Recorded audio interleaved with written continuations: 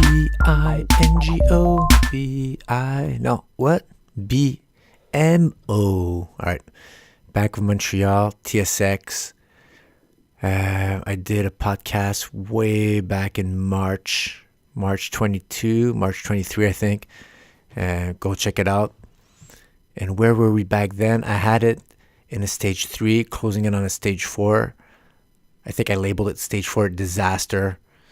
And we're right here, right about here. Didn't break down then. We still had some clues, the weight of evidence. We were still above the Ichimoku cloud on the weekly. There was still weight of evidence that it wasn't time to short. But we started having signs on the smaller time frames. And when I'll zoom in on the weekly, we'll see them that this stage 2 on the weekly was starting to slow down, enter stage 3. So that's just the first step. You got to be careful because after that, you see, it gave another go. Whoa. And after that, wherever you would have been on the weekly, it would have been triggered out. Because this looks like, if I'm on the monthly and I'm doing my classic chart trading framework, at this stage, as the candles are moving on, whoa, I would set my monthly defined resistance right there. And I say, oh, if it closes above, then I say measure and move. Less and less volatility. Where's my targets? Here's a less greedy target, the one closer to the breakout line. And let's do another one, the greedy target. This is the greedy target added to the breakout line. Whoa, I don't want to do that. Okay, so here it is. So let's see what happened. Oh, target was reached after that breakout 1 month later, and after that, no, that's it. That greedy target was not reached. The closer the target to the breakout line, the closer the pattern to the breakout line, the more probable it is of reaching its implied measure move. The closer the target is from that breakout line, the higher probability of reaching it, right? So this would be the close target. You reach it. The further away, well, it's greed. If you get too greedy, you pay the price sometimes. You don't get it.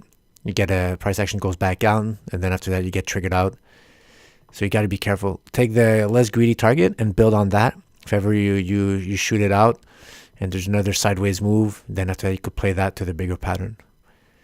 But this could be good sometimes, a further away target, if this would have been a stage 1 at the beginning. So right here, if you're in a base, nice base after a nice stage 4 decline, then you could play that. But once you've been going, you broke out, this is monthly, remember, big trend. After you go up, then you have another sideways move, then convert to a stage 4, continue to a stage 2. The further you go up, the less and less the probabilities of that continuing.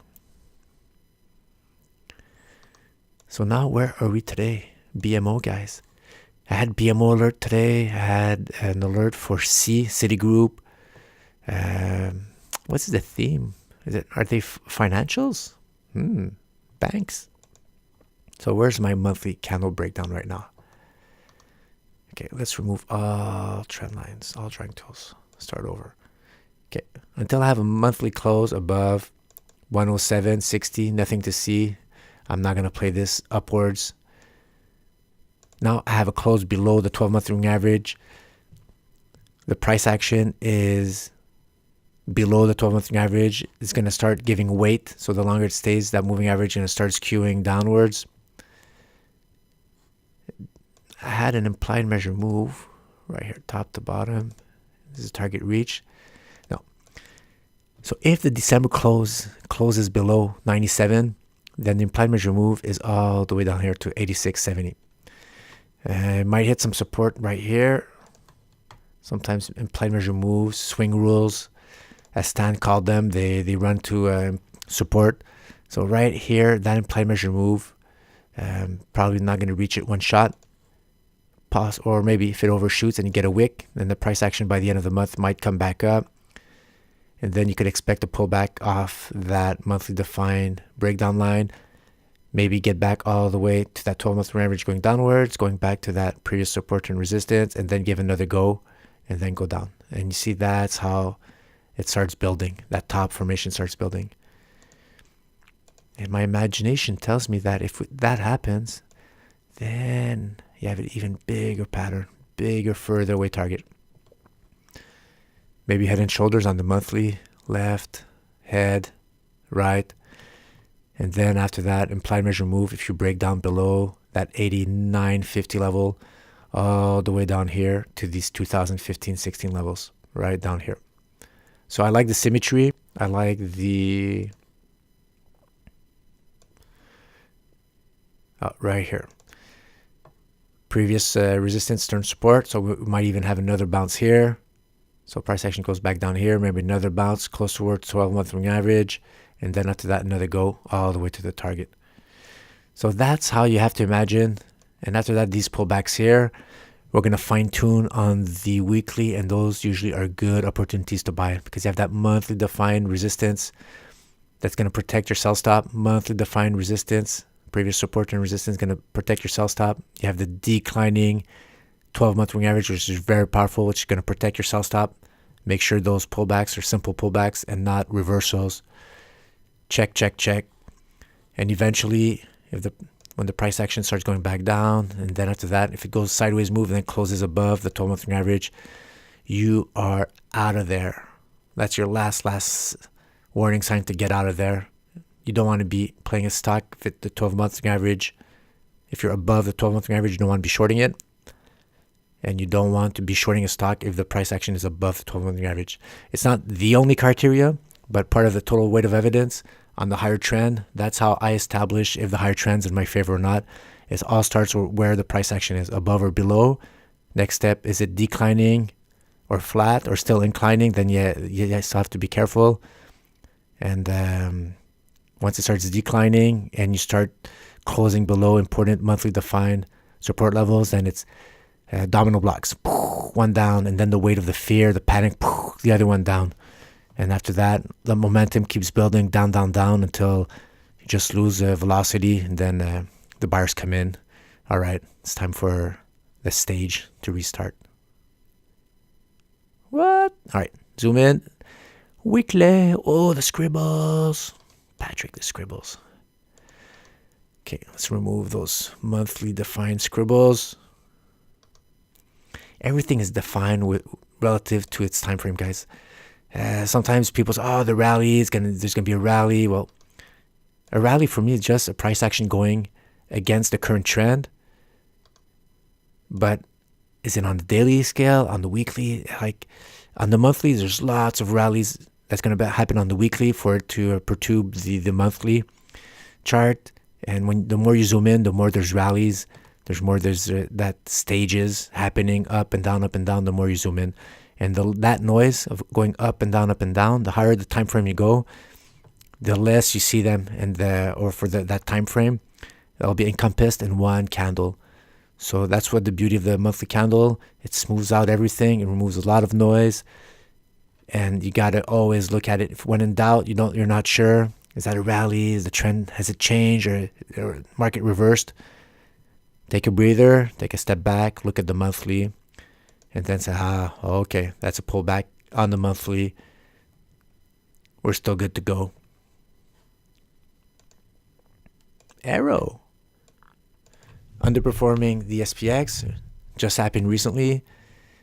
More weight of evidence. Ooh, red candles, strong red volume candles. Selling pressure. Just like you saw here, guys. The initial damage here, like ninja swords, samurai swords. The first time it happens, if you're still above the 12-month average, if the momentum's still going up, you're above the Ichimoku cloud, it's time to short. There's a lot of selling. That's just the first step. It's like embryonic breakouts. I kept talking about them. They're at the bottom, stage one. There's early breakout, then it's another one, and then the more the price action is above the moving average, it's starting to skew upwards, and then you start building that momentum to have a nice stage 2. Well, same thing for stage 4. This is just the initial warning signs. Now the market, what happened? It needed time to digest all that.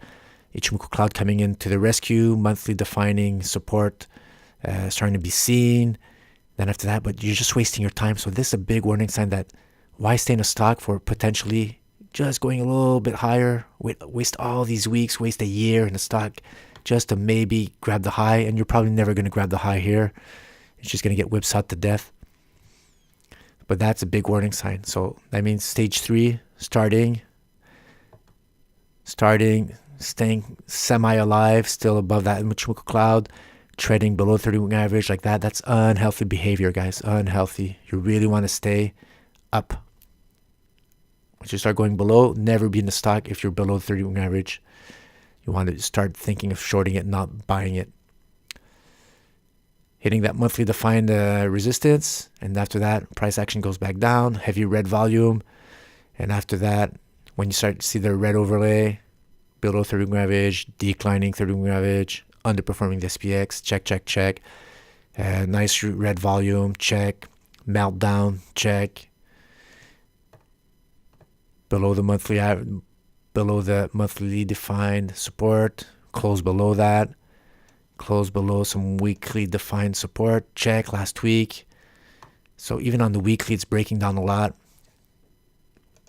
So where do you enter? Well, right now you could expect a bounce here of that monthly defined, maybe all the way back to this weekly defined support, now resistance, what I call wall, maybe sink a little bit through, and then after that go back down. So when it starts going up above that 94 level, 95 level, keep an eye on it. That 30-week average is going to start going downwards. And this is an area you want to think about buying, selling, short selling, entering. Especially if it's green volume going down. And what's going to happen is that you're going to start, the SPX is going to start resisting. It's a decline against the BMO. And when the Mansfield relative strength of BMO starts re-accelerating, it's outperforming. Is underperforming of the SPX. When it starts going down again, that's when you short. Never short when you're gaining steam against the SPX. You want to short when you start losing steam again, right here. So that's a strategic area to enter short. You have the monthly trend in your favor. You have the weekly trend in your favor. You're below the Ichimoku cloud. You're below all these monthly defined and weekly defined breakdown lines. And you know where to expect the pullback of that monthly defined support. And on the way down, you'll be able to keep those lines, guys, always. And then you'll see it, the price action bouncing off these levels, maybe sinking a little way through until you start going sideways. And then when you violate the 3-week average, you're definitely out. And that's all she wrote, guys, for BMO, man. That's how I imagine it. I'm going to keep those scribbles there. And can I say timber? Alright, guys. Thanks for watching and subscribe. Thanks, guys.